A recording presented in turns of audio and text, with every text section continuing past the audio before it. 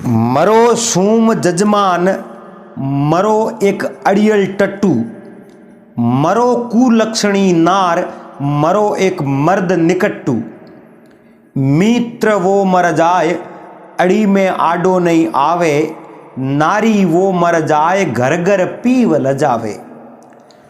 पुत्र वो मर जाए, कुल के दाग लगावे, पिता वो मर जाए, जिस घर कन्या कुंवारी रह जावे। अन्यायी राजा मरो, सुख बर निंद्रा सोविए, वैताल कहे विक्रम सुनो, नव मर्या नहीं रोविए, नव मर्या नहीं रोविए। नमस्कार, जय श्री कृष्णा दोस्तों। आज हम आपको कहानी सुनाने जा रहे हैं एक कंजूस आदमी की। और इस दोहे में कहा गया है, मरो सूम जजमान, मरो एक अड़ियल टट्टू। तो 9 व्यक्तियों का बताया गया है। ये 9 प्रकार के लोग अगर मर जाए ना, फिर भी रोना नहीं चाहिए, कभी नहीं। तो आज हम सबसे पहले आपको सूम जजमान यानी आपको कंजूस व्यक्ति की कहानी सुनाने जा रहे हैं। आपको ये कहानी हमारी ज़रूर पसंद आएगी। दोस्तों, आप हमारे चैनल पर पहली बार आए हैं, वीडियो देख रहे हैं, तो चैनल को सब्सक्राइब कर लेना। पास ही एक बेल आइकन होता है दोस्तों, वो भी आप प्रेस कर देना, ताकि जब भी नया वीडियो अपलोड करते हैं तो आपके मोबाइल स्क्रीन पर नोटिफिकेशन आपको मिल जाएंगी और आप सबसे पहले उस वीडियो को देख पाएंगे। दोस्तों, एक बार की बात है, एक कोई ऊंट था, बहुत ही बड़ा ऊंट था, मतवाला था, अट्टा कट्टा था। लेकिन वो ऊंट का शरीर बहुत बड़ा विशाल होता है, लंबी गर्दन होती है, और ऊंट को रेगिस्तान का जहाज भी कहा जाता है। वो बड़े बड़े रेतीले टीबों में आसानी से चल सकता है।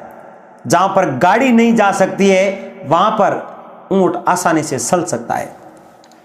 दोस्तों, जिंदगी भर ऊंट वो अच्छी अच्छी पत्तियां, हरी हरी घास खाता रहा, लेकिन उसने किसी की मदद नहीं की। जिस मालिक ने ऊंट की सेवा की थी, उसी मालिक का ऊंट ने भला नहीं किया। और एक दिन की बात है दोस्तों, वो ऊंट जा रहा था, बीच में गंगा नदी थी, और उस ऊंट ने सोचा मैं गंगा नदी को पार करके सामने उस तीर जा सकता हूं। वो अभिमान में सूर, बहुत बड़ा बलवान ऊंट यूं ही नदी में प्रवेश होता है। नदी के बीचों बीच वो गया। नदी में एक बड़ा गड्ढा था, और उस गड्ढे में ऊंट का पांव पड़ गया और ऊंट नदी में डूब गया। जिस वक्त वो ऊंट नदी में डूबा, डूबते ही उस ऊंट की मौत हो गई। दोस्तों, वो नदी गंगा थी। जब कोई व्यक्ति मर जाता है, उस व्यक्ति की अस्थियां लेकर गंगा में प्रवेश करते हैं, उस व्यक्ति की मोक्ष हो जाती है। वो मोक्ष हो जाता है, उसकी आत्मा भटकती नहीं है। तो ऊंट की मौत तो नदी के अंदर हुई थी, और ऊंट का शरीर पूरा का पूरा उस नदी में ही दब गया, और ऊपर रेत कंकड़ और वो ऊपर आ गए थे। ऊंट की पूरी हड्डियां, पूरा शरीर दब गया था। दोस्तों, वो ऊंट वहां पर तो मर गया था, लेकिन दूसरे जन्म में एक नगरी में, भोगवती नाम की नगरी थी, उस नगरी में एक सेठ के घर जन्म लेता है। बहुत ही बड़ा सेठ था, लखपति सेठ था। उसके घर वो जन्म लेता है, वहां पर उसका नाम लाकू सेठ रहता है। अब वह सेठ लाकू सेठ नाम से प्रख्यात होता है। लेकिन वह सेठ कभी किसी को दान देता नहीं है, पुण्य करता नहीं है। जो कोई मंदिर के लिए 5 रुपए देता है, तो उसी को ही जाकर कहता है, अरे तू क्यों देता है रे, इसको देने से तुम्हें क्या फायदा होगा, और इसको मत दे। जो देने वाला होता है उसको भी वो सेठ मना कर देता है। सेठ कुमती कमाने लगा। उसने कभी अच्छे धर्म के कार्य नहीं किए। कोई संत, कोई साधु वहाँ पर उस गांव में आते और पूछते पूछते आते, मुझे सेठ के घर जाना है। और सेठ के घर आते, पूछते, सेठ जी रात भर हम यहीं रुकेंगे। सेठ जी उनको क्या जवाब देते, ये हवेली तुम्हारे बाप की है, हवेली तुम्हारे बाप ने बनाई है, यहाँ क्यों रुकेंगे, जाइए हमारे गांव में भी आप ना रुकिए, आप कहीं और जाकर रुक लीजिए। वो साधु वहाँ से रवाना हो जाते और भगवान से प्रार्थना करते, हे प्रभु, हे ईश्वर, तुमने माया दी है तो इस सूम आदमी को, इस कंजूस आदमी को, अरे किसी धर्मात्मा को माया दी होती तो वो धर्म के कार्य में लगाता। इस सूम व्यक्ति को आपने माया दे दी और यह हमारा तिरस्कार, हमारा अपमान करता है, और गांव में भी यह किसी का भला नहीं करता होगा। ऐसी आत्माओं को तो नरक में भी जगह नहीं है। अब वो महात्मा, संत महात्मा वहां से चले जाते हैं। अब उसी गांव में एक कोई सिद्ध पुरुष, बहुत बड़े महात्मा, कोसवान गुरु, जो पूर्व जन्म की बात किसी की बता सकते हैं, वैसे गुरु महाराज, संत महात्मा उसी गांव में प्रवेश हुए। कहते हैं ना, लोग अमीर होते हैं वो वापस गरीब क्यों होते हैं, और गरीब एक अमीर क्यों हो जाता है, इसका क्या कारण है। दोस्तों, इस दोनों प्रश्नों के उत्तर इसी कहानी में आपको मिलेंगे। आप इस कहानी को लास्ट तक जरूर देखिएगा दोस्तों। अब वो महात्मा उस गांव में आते हैं और पूछते हैं, आज मैं रात रुकना चाहता हूं, कोई है बंदा जो मुझे एक रात के लिए यहाँ ठहरा सकता है। तो किसी ने मजाक कर दी, कहा, हमारे गांव में एक लाखू सेठ है, वो संत महात्माओं की बड़ी सेवा करता है।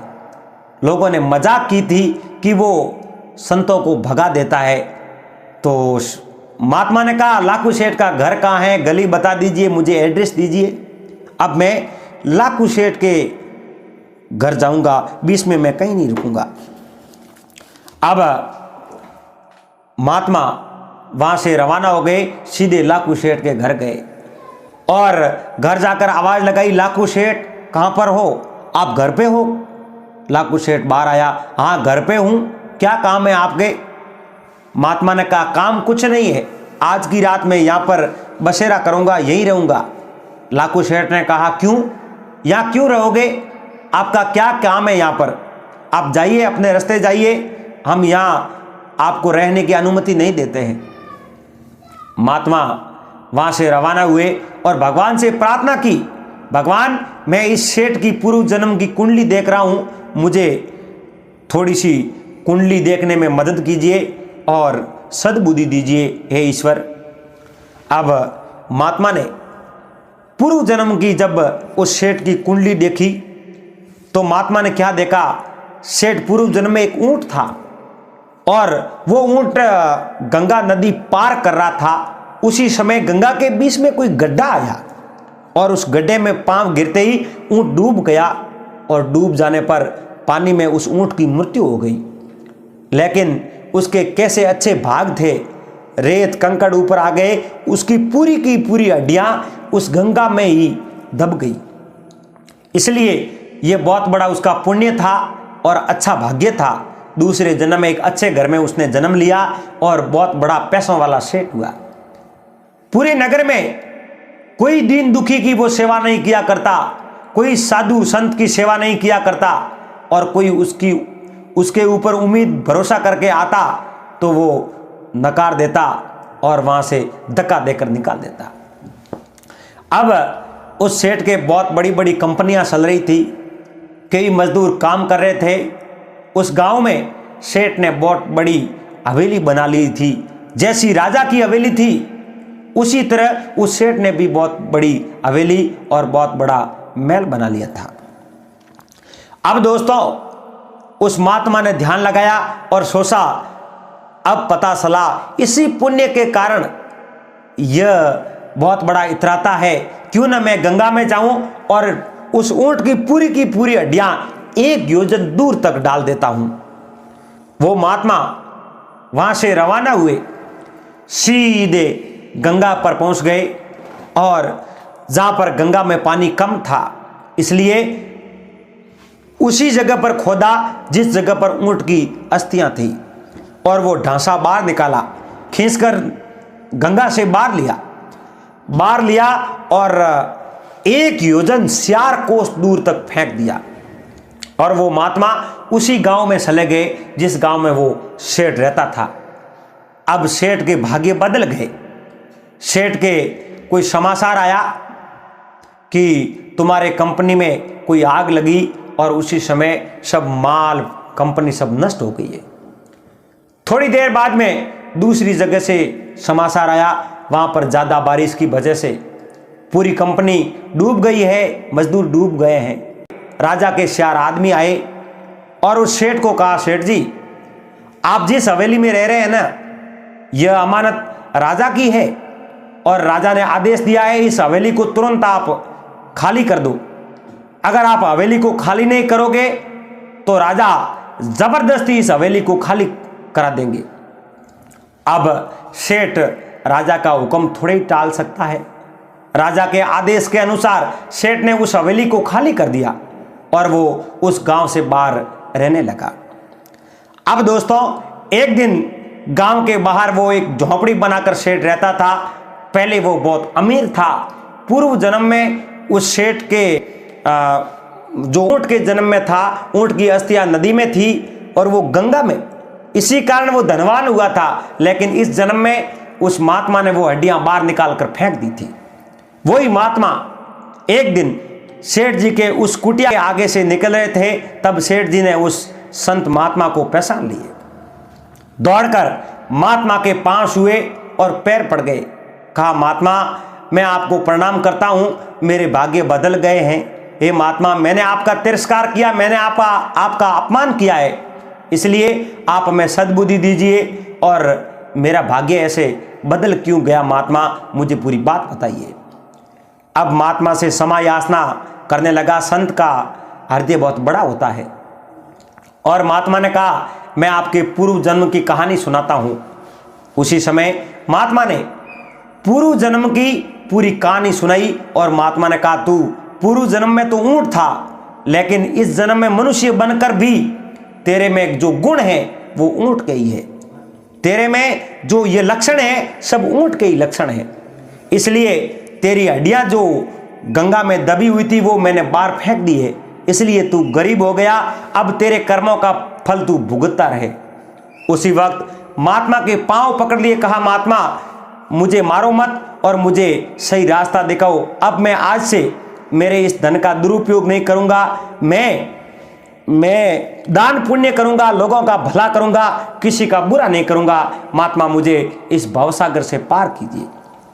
अब संत के हृदय बड़े होते हैं। संत को दया आ गई। कहा, अब मैं तुम्हारी वो अस्थियां वापस गंगा में डाल देता हूं। महात्मा वहां से रवाना हुए, वापस गंगा नदी के किनारे गए। जो 1 योजन 4 कोस दूर जो ऊंट का वो ढांसा डाला हुआ था, उसी जगह से उसी अस्थियों को लेकर वापस गंगा में प्रवेश कर दिया। अब सेठ जी वहाँ कुटिया में रह रहे थे। तभी राजा का कोई आदमी आया और कहा, सेठ जी, राजा ने आपकी हवेली को मुक्त कर दिया है, क्योंकि राजा को लगा कि यह हवेली आपकी है, राजा की अमानत नहीं है। सेठ जी को वो हवेली मिल गई और थोड़े दिनों के बाद में सेठ जी की पहले जैसी कंपनियां वापस शुरू हो गई। अब सेठ जी पहले जैसे नहीं रहे। पहले सेठ जी में एक ऊंट के लक्षण थे, अब उन्होंने मानवता के लक्षण धारण कर दिए। और अब सेठ जी दान पुण्य करने लगे और कोई कम देता तो उसको कहते, तेरे पास नहीं है तो मैं तुम्हारा साथ देता हूं, थोड़ा ज्यादा दे, दान खूब करो, दान करने से आदमी का मोक्ष हो जाता है। अब वह सेठ बहुत बड़ा सेठ था, लेकिन ज्यों वो दान करता था, ज्यों ज्यों उसकी संपत्ति धन बढ़ता जाता था। वो एक दोहे में कहते हैं ना, सीढ़ी सोच भर ले गई नदी न घटियो नीर, सीढ़ी सोच भर ले गई नदी न घटियो नीर, दान दियो धन ना घटे कह गए दास कबीर। दोस्तों, उम्मीद करता हूं आपको यह हमारी कहानी अच्छी लगी होगी। अगर आपको वीडियो पसंद आए तो वीडियो को लाइक कर देना चैनल पर आप पहली बार आए हैं तो चैनल को सब्सक्राइब कर लेना, पास ही एक बेल आइकन है वो प्रेस कर देना। वापस मिलते हैं आपको एक अच्छी कहानी के साथ, तब तक जय हिंद जय भारत।